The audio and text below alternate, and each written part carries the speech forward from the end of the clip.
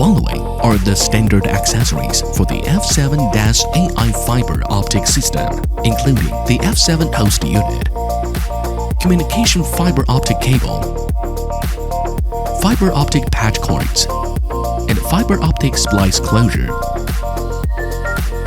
The F7 communication fiber optic cable supports two common installation methods: fence mounting and buried installation.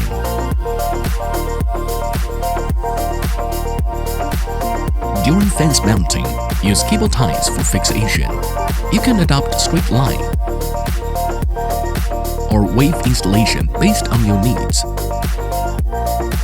The basic straight line installation is simple and direct, whereas wave installation can effectively improve detection sensitivity. Please ensure the cable tie spacing is maintained between 15 and 30 centimeters during installation. For end treatment, please note, reserve no less than 50 meters of fiber optic cable at the tail end. Coil the end into a loop with diameter less than 2 centimeters and properly place it inside the fiber storage box. The above are the fusion splicing precautions.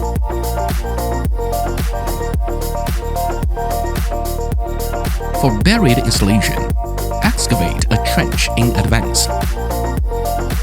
Adopt a layered installation process: plastic grid, fiber optic cable, geotextile, cover layer. By compacting the foundation and controlling the cable peak spacing and cover layer thickness, ensure concealment and anti-digging performance.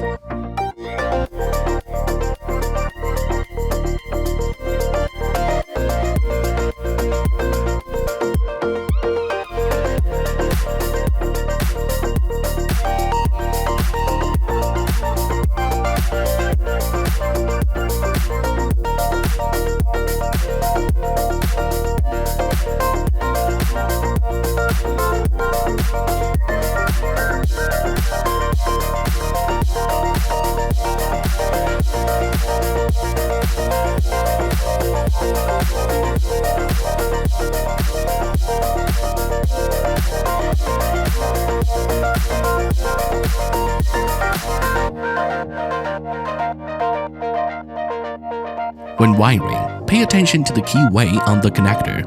Align the keyway before tightening the connector.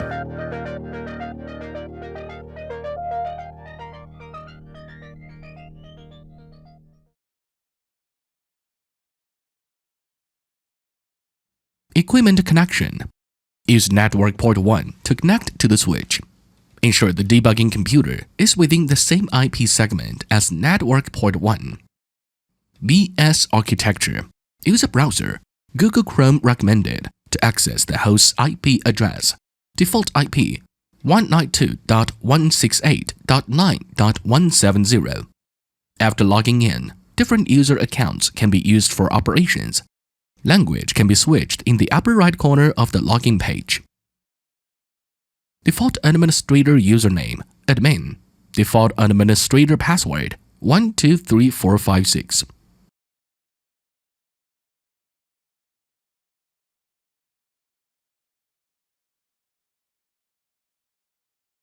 The Setup Wizard interface appears automatically upon first login. To access it again later, go to System Configuration, Parameter Setup Wizard for quick configuration of the host.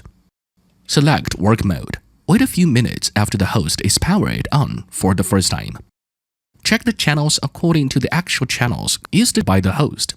Cable length can be automatically obtained by clicking the Get button. If the cable length is known, it can be entered directly.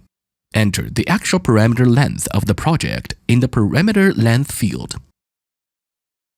Click the Next button to save and proceed to the next page. Click the Skip button to proceed without saving. Calibrate parameter position for channel 1 or 2. Select the corresponding installation method. Then click the Generate Threshold button to create the default threshold. Tap the parameter start point and the end point. Based on the cable position indicated by the tap signal, enter the actual cable positions for the parameter start and end points in the input fields. Divide zooms. Enter the required number of zooms according to actual needs and click the Generate Zoom List button to create the zooms in the list. For dual-channel devices, zooms need to be generated separately for Channel 1 and Channel 2. Map configuration. Click the Modified Map button and upload a base map in JPG or PNG format. Image resolution should not be lower than 1024 by 768. Select the corresponding channel for which to draw the map lines. Then click Draw to trace the electronic map on the base map. Click the left mouse button on the base map, and a dialog box will pop up to enter the actual perimeter position. Click the left mouse button on the previously drawn point to pop up a confirmation dialog for deletion, allowing you to delete and redraw. Set host network address. Modify the host IP, subnet mask, default gateway, and DNS. Click the Finish button to complete the initial setup.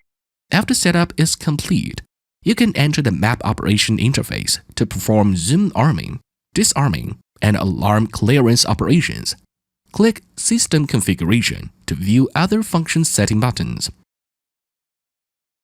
Threshold configuration. Path. System configuration. Threshold configuration. Set threshold based on the actual zooms in use. Thresholds support per channel and segmented configuration, specifying alarm signal thresholds for each point along the fiber cable. Thresholds must be adjusted based on the field conditions. During setup, perform on-site tap tests, observe the signal values generated by vibration, and set thresholds silently below these signal values. Theoretically, the threshold should be higher than the noise level when idle and lower than the signal value during intrusion. Tapping the fiber fence. Adjust later based on field conditions, considering false alarms and missed detections. Threshold setting reference value. Threshold setting methods phase. Absolute value. Specify the start and end thresholds for the selected distance range, drawing a slanted line as the threshold line. Relative value. Proportionally amplify, reduce the thresholds within the selected distance range. Manual drawing. Double-click in the chart area of the selected distance range to start and end drawing the line. Threshold setting method reference amplitude. Usually, select Auto Calculate, Multiplier 1, click Calculate and save. Masking area configuration. Use to disable alarms for specific areas. Once applied, even if trigger events occur in these areas, no alarm will be generated. Examples: main gate, passageways, the very end of a channel. Pattern recognition configuration. The device comes preloaded with data models suitable for most scenarios. If a new model is needed for specific sites, perform the following operations.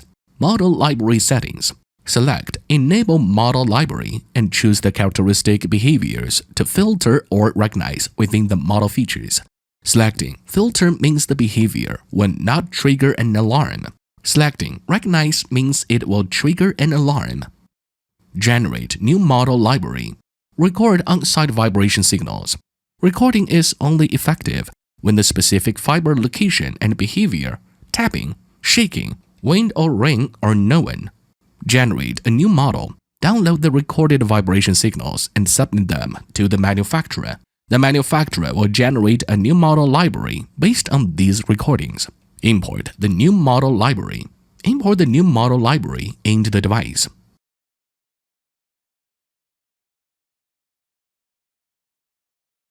Alarm testing.